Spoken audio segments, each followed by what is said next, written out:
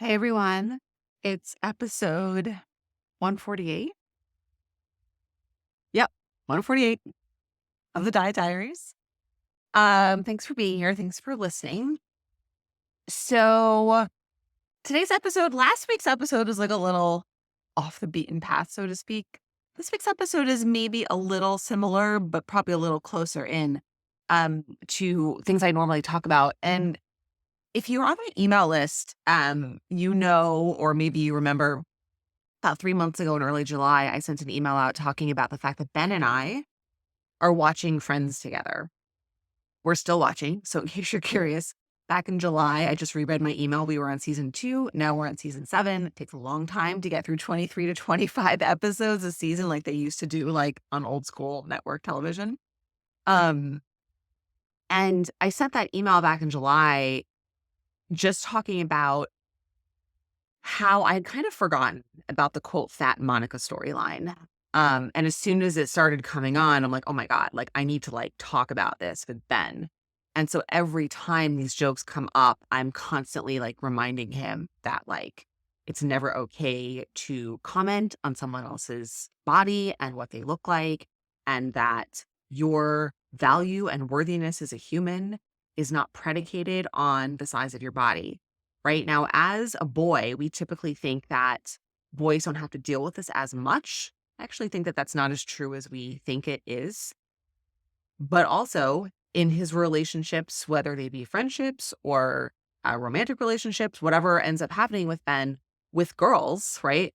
He needs to understand that like it's okay for girls' bodies to look different, different sizes and different shapes. Um, and so it's as much about like his own education for himself as it is also for how he like sees other people around him in the world. But what I really wanted to talk about today was like as I've continued to watch it with him, and it is so much fun to watch. It is so funny. We hysterically laugh. Uh, it's really nice to have, like, a show like that to watch together. I'm gonna be really sad when it's over. 10 seasons is, like, also a lot of TV. Um, and it's just really nice, like, total sidebar. If you have a kid, uh, I feel like watching shows with your kids is something that, like, doesn't happen that much anymore because of the way that we watch TV. Like, I used to watch sitcoms with my parents, like, almost every night. Like back in the 80s, I watched Alf and Growing Pains and Family Ties and Family Matters and Step by Step and all of that stuff.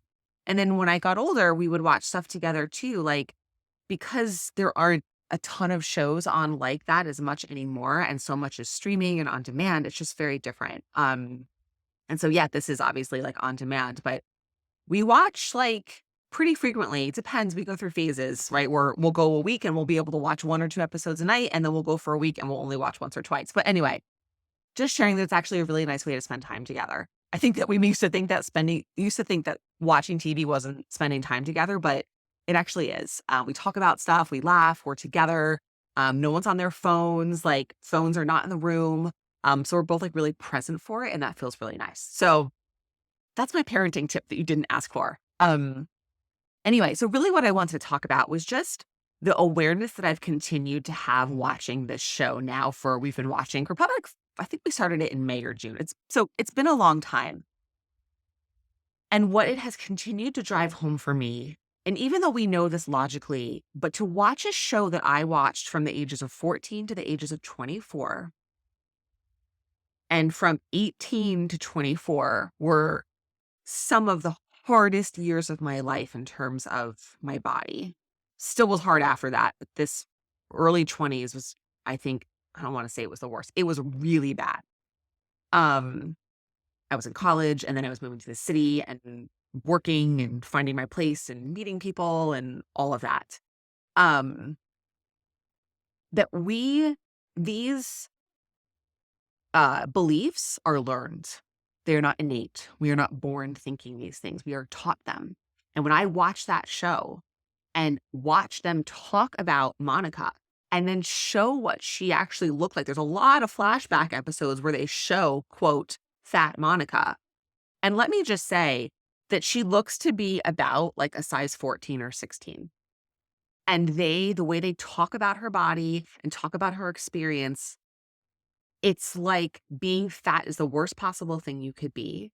They make so many insulting, cruel jokes around her body size and in terms of like what a large body could do to something, which is like not even real, no matter like how big your body is. But making jokes about like, oh yeah, she broke the chair at a wedding and like the camera adds 10 pounds and well, how many cameras are on you? And just joke after joke after joke. And what you take away from that at 17, 18, 19, 20, without even realizing it, is that being fat is bad.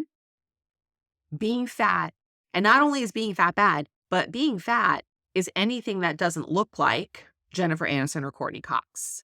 So basically, if you are not a size 2 or a 4, you're fat, and that is bad. That's what it comes down to. I idolized Jennifer Aniston for years. I still love her. I will watch anything that she is in. I don't know what it is. I have just always liked her. And I realize now that part of it is probably because watching Friends just kind of became obsessed. Like she was always the person in my head. I've talked about this little in email. I don't think I've talked about it on the podcast at all. And this is like pretty personal, but I'm always happy to share this stuff. She was always the person in my head that I wanted to look like. I wanted to have her body. And I think it now looking back, I realize now that I think it's because of Friends. Um, and my body's never gonna look like Jennifer Aniston's body, and that is okay. I have only really learned that in the past 5 years, maybe. Um, that all bodies are not meant to look the same, that there is not one body that looks exactly how, you know, we believe it should look or needs to look. Um, it's it's really interesting to me now. Like I've learned so much from rewatching this show. Um,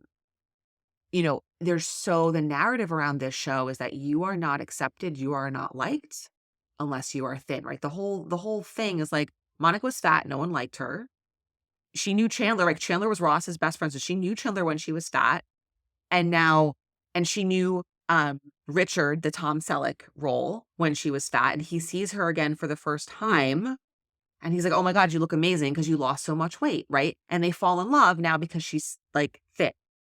And everything is like, life is bad and crappy when you're fat, and life is good and wonderful when you're thin. So if you are fat, bad, crappy things will happen to you. And if you are thin, the good things will happen to you.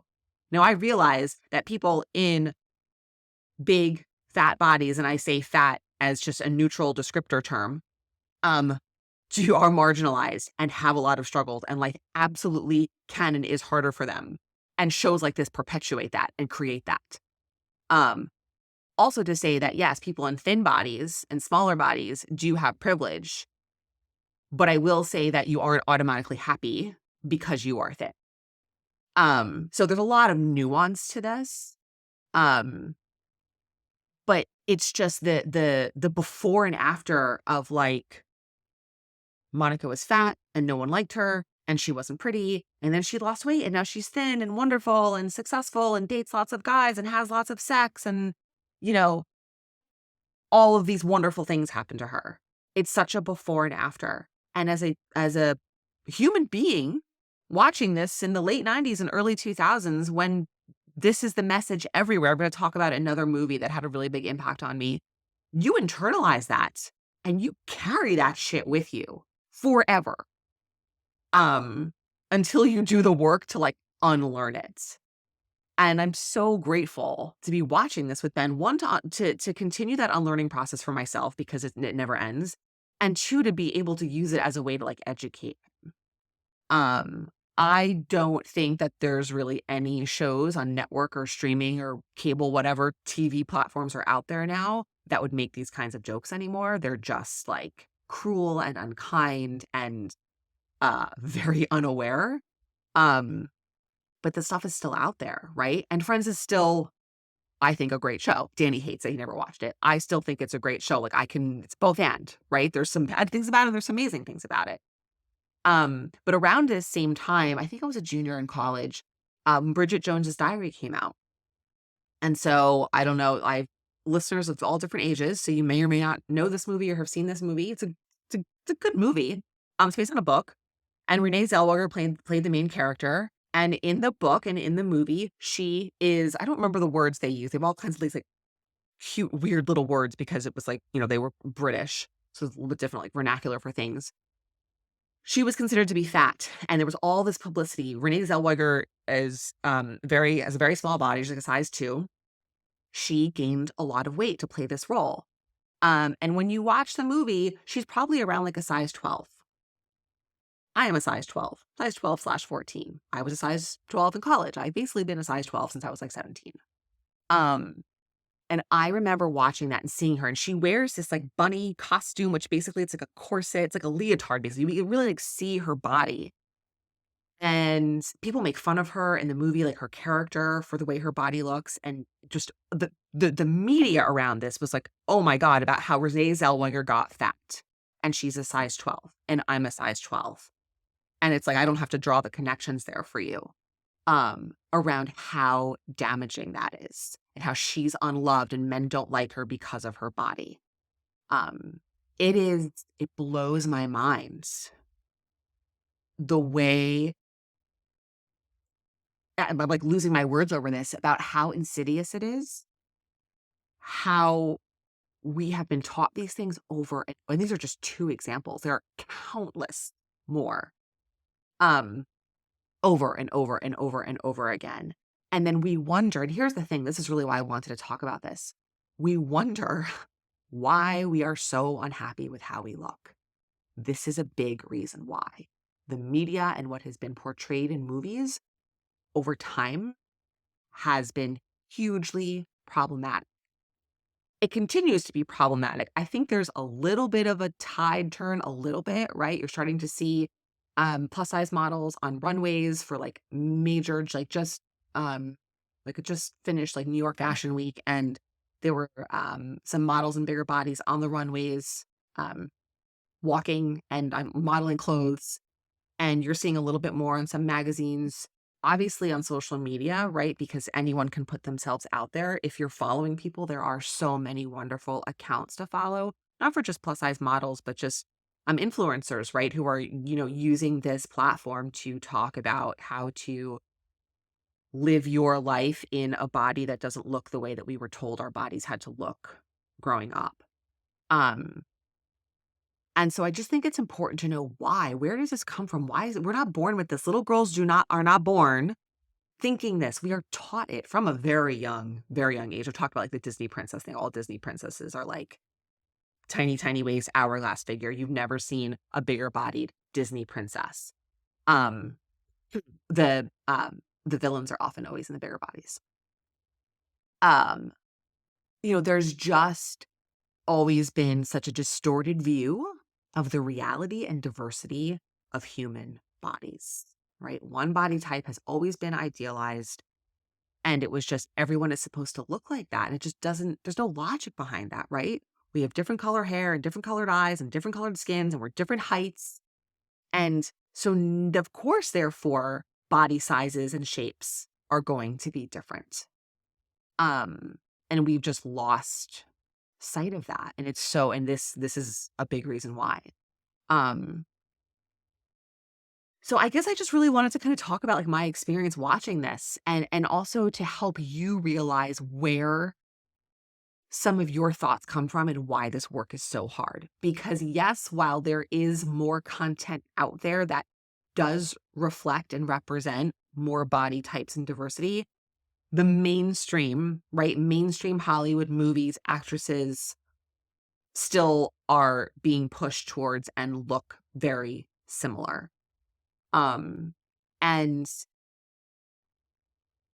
it's sometimes helpful to know why we think the things that we think. And when we're surrounded by these things all the time, um, it's hard to do this work. It's really hard, I'm not gonna lie. Because you're constantly and insidiously, that's a word, faced with this messaging. You don't even realize it. Um, it pops up everywhere in places that you don't expect it. I've talked about little anecdotes unrelated to even media, just other people I follow on Instagram who will talk about losing weight or eating or food and whatnot constantly, or talking about their bodies and places you don't expect it to see. And it's constantly reinforced. And so to be doing the opposite work to unlearn it and to learn how to have that comfort and that ease in your own skin and to speak kindly to yourself and to work on self acceptance, which again doesn't mean loving everything about yourself. It means accepting the things that you can't control and taking action on the things that you can, is not easy. And so when we can call out and when we can notice this stuff happening, that's important. Right. So I'm calling this out so that it helps all of us bring more, so that when you're watching a show or a movie or whatever, you can call it out to yourself and say, oh, look, like there it is again. There's someone making an assumption or a comment about body types and sizes and what that means for like who you are as a human. Um, I think that is a big part of this work. Um, so yeah, that's really what I wanted to talk about today. Next week, if all goes according to plan, I'm going to be, I'm talking with a former client. Super excited. This is only the second client episode, and we worked together for over a year, and I'm super excited to have her come on and share her experience and her challenges and what's been happening since we finished working together. Because I think I can talk a lot about all this. And yes, I've been through it. So it's not, I'm just talking about it as a coach, I'm talking about it as a person who lived it. I know you guys know that. But I think it's also really helpful to hear from other people who are going through this work, who have started in a place where they thought that none of this change was possible. And that is absolutely um, part of the story that you're going to hear. So thanks for listening. Tune in next week, and I will talk to you guys soon.